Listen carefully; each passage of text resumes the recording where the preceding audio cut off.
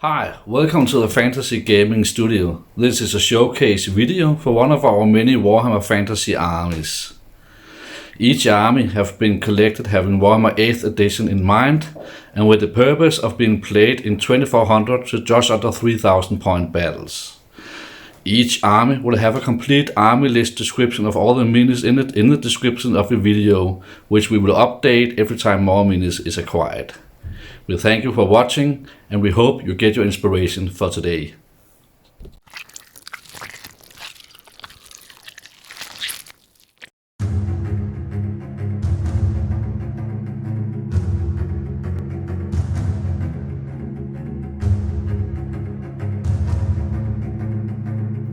My dear child, I must tell you of the great times that lies ahead for you and all of mankind, when the rays of the sun have forever been suffocated by the night, and the age of the living replaced by an age of the dead, when all the injustice and the hatred of men is but a faint memory to us, and the cities and countries of the world stands empty. Then and only then will we know peace. The world will be transformed into a paradise, and the necropolis of the undying ruled over by us, the way empire counts. So take my hand and join me to know that there is peace in death.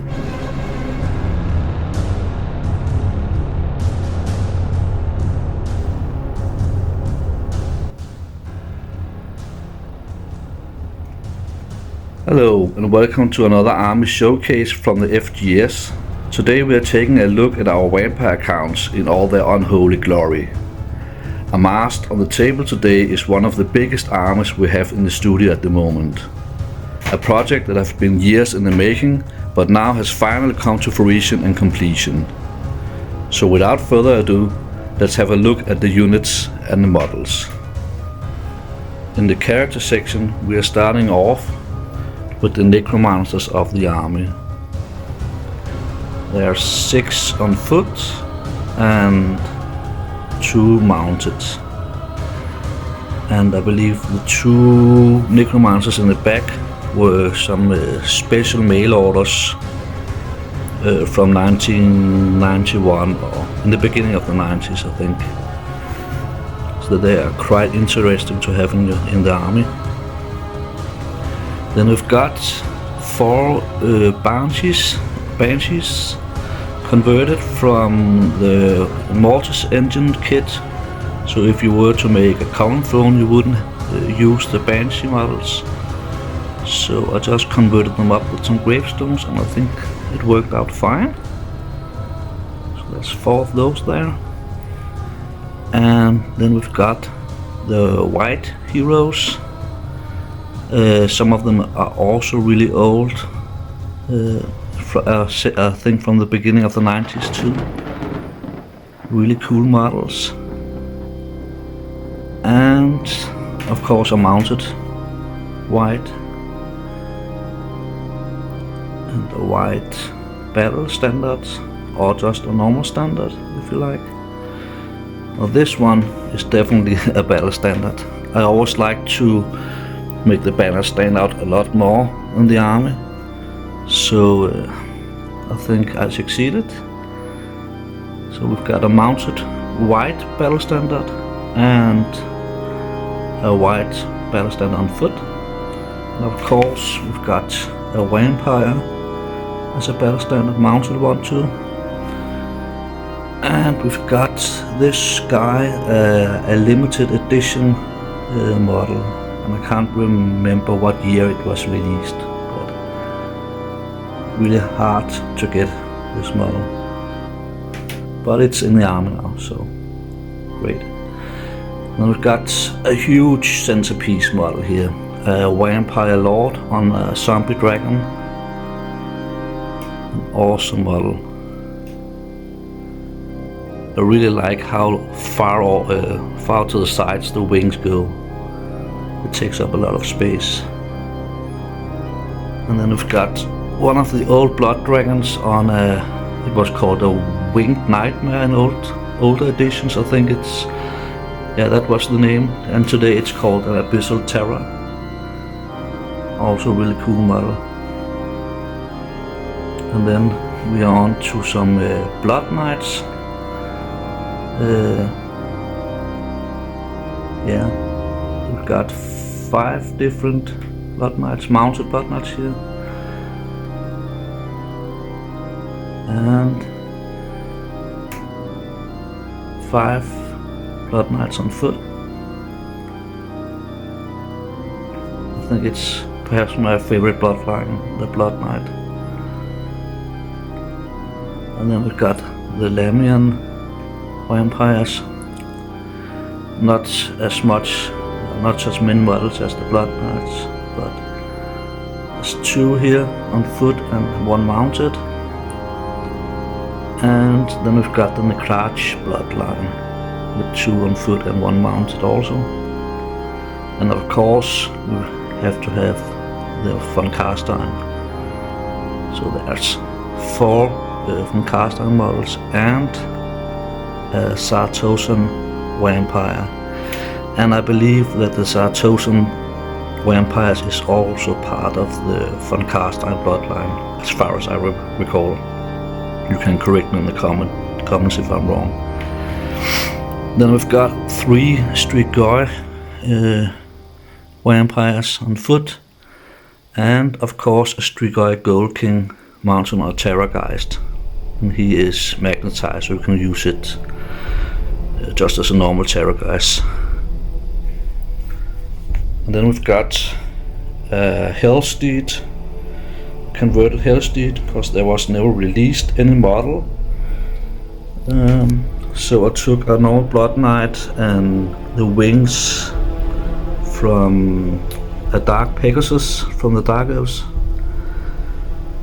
and that's basically it. And I think it turned out quite well. And this model is quite special. This is the really old classic zombie dragon from 1994 with a white rider, which I just now use as a vampire on Abyssal Terror. And I really love this model, and that's a very rare model too.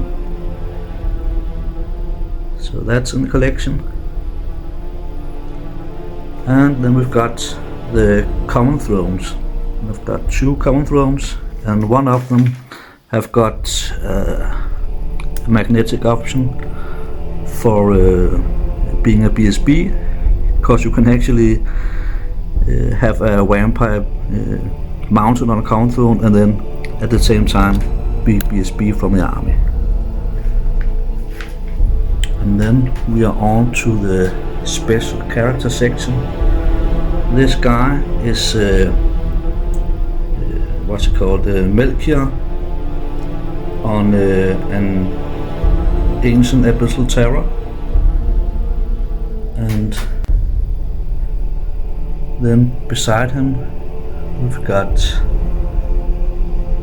Dieter Helsnitch on a Manticore. He can just be used as a necromancer on Abyssal Terror. He was a necromancer expelled from Middenheim who now launches attacks on that imperial city from a fortress in the Forest of Shadows. And that's kind of his backstory. And then we've got Zacharias, the Ever-Living, also a really rare model and very hard to get. And this one can also be used just as a character on a zombie dragon. And the story for Zacharias was that he studied under Dieter Helsnitch. He saw strange flows in the winds of magic, which led him all the way to the tower of the Necrach vampire lord Melchior. And there he studied the Book of Nagash under Melchior, but the two became enemies later on. And some say he killed Melchior after having raised a mighty zombie dragon to do his bidding, and others say Melchior fled and left Zacharias to rule from the Forest of Shadows.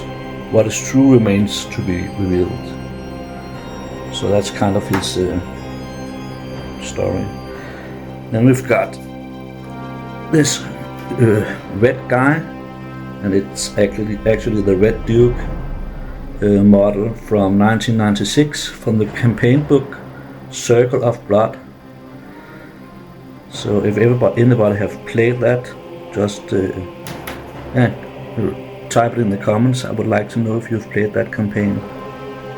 And beside him, we've got Neferata, the Queen of Lamia, and her familiar cat called Bastet.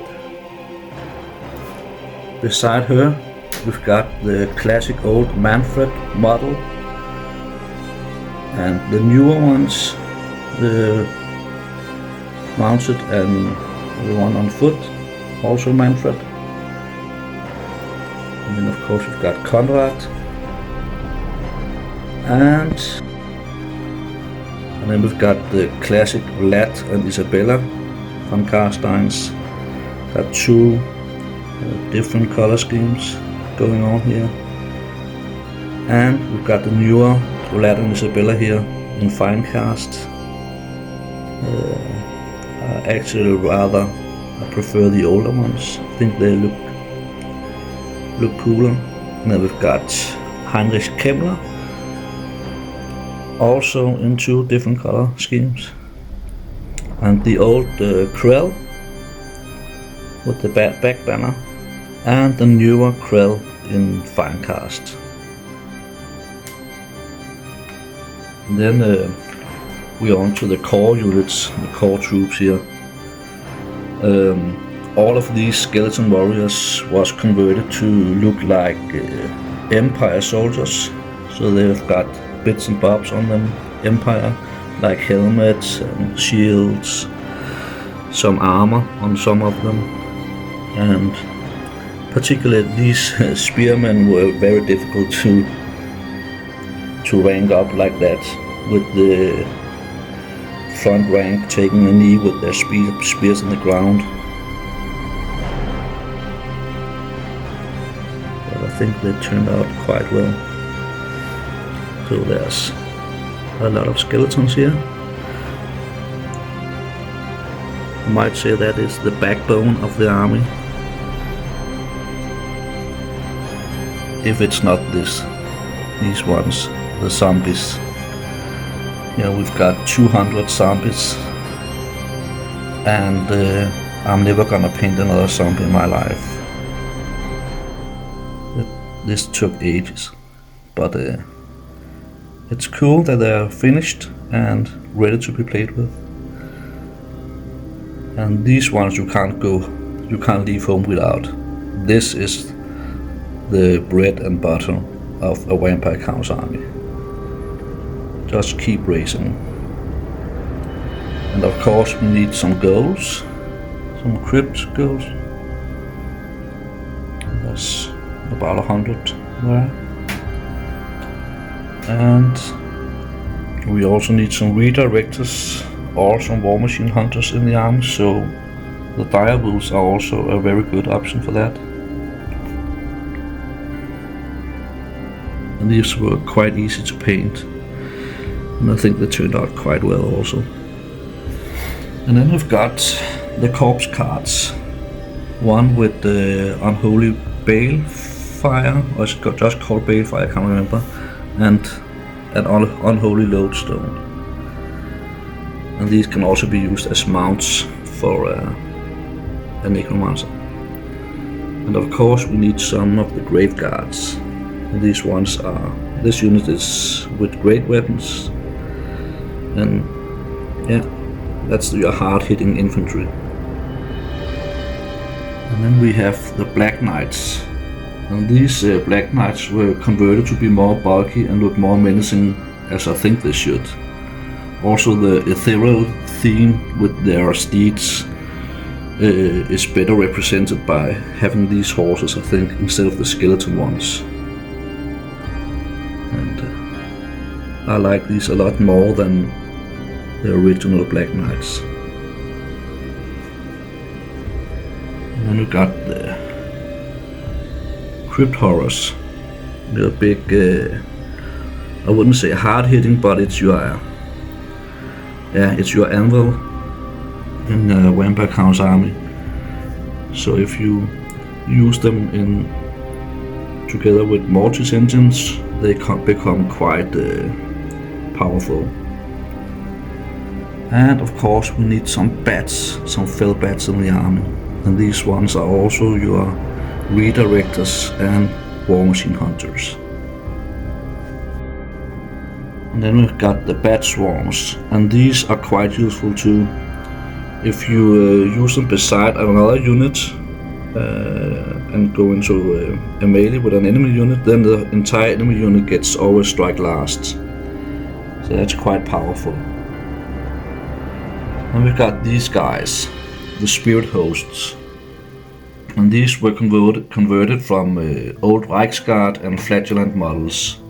So they fit the theme of Empire soldiers being raised from the dead. And I really like these ones. Yeah. And then we've got some of the most overpowered units in the game, the Hexwraiths. These guys can really mess up your enemy, and the ethereal rule really makes them hard to counter. We've got the Vargeists. These are perhaps my favorite unit in the game. Not because it's good, but it just looks so awesome. And this one also took a long time to paint. Beside those we've got the Vargals, the cheap monsters of the Vampire Count's army. Really good models also. And of course, the Blood Knights. These Blood Knights had both of their back rows converted from Dragon Princes, High Elf Dragon Princes, and most of them got some vampire head swaps. So they actually look like they are part of the Blood Knight unit. And then we've got the Cairnwraiths units. And these can also be used as characters, so there's a lot of wraiths here, and banshees. And then we've got two black coaches, and one of them is just an original one with skeleton steeds, and the other one I converted with a banner, and I did some of my, like the Black Knight's horses at the front, because I think it looks way better. And then we've got, of course, a Terrorgeist, and in the back we have got two Mortis engines. And this concludes the video showcase of our Vampire Count's army. We hope you have been entertained and gotten some inspiration along the way. For still pictures of the army, keep watching. Until next time.